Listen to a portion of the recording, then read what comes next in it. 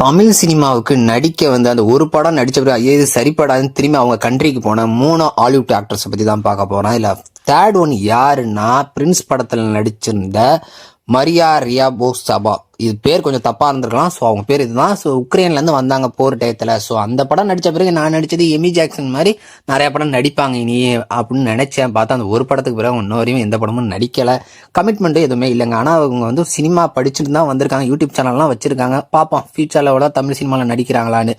ரெண்டாவது ஒன்று யாருன்னா காஞ்சனா 3ல நடிச்சிருக்க ரீஜாவி அலெக்சாண்டர். ஸோ காஞ்சனா 3ல அந்த ஃப்ளாஷ்பேக்கில் வருவாங்களே, ஸோ அவங்க தான். ஆனால் அந்த படத்தில் பார்க்கும்போது எனக்கு ரொம்ப பிடிச்சிருந்துச்சு. ஸோ அவங்களும் அதுக்கு இந்த வரையும் எந்த படத்துலையுமே நடிக்கலை. ஒன்றாவது இடம் என்னன்னா, எல்லாருமே சின்ன வயசுலேருந்து கேடிவியில் பார்த்த படம் தான் லிட்டில் ஜான் பென்டில் மிச்சல். இவர் வந்து இந்தியாவில் தான் எந்த படமும் நடிக்கலாம். ஆனால் இன்ன வரையும் ஹாலிவுட்டில் நிறைய படம் நடிச்சுக்கிட்டு தான் இருக்காரு. பாப்பன் திரும்பி இந்தியாவுக்கு வராரான்னு. ஆனால் வந்தால் மினிமம் 25 இயர்ஸ்னு கொண்டாடலாம். ஏன்னா அவ்வளோ வருஷம் ஆச்சு அவர் அதுக்கு இந்தியாவில் நடிக்கவே இல்லை.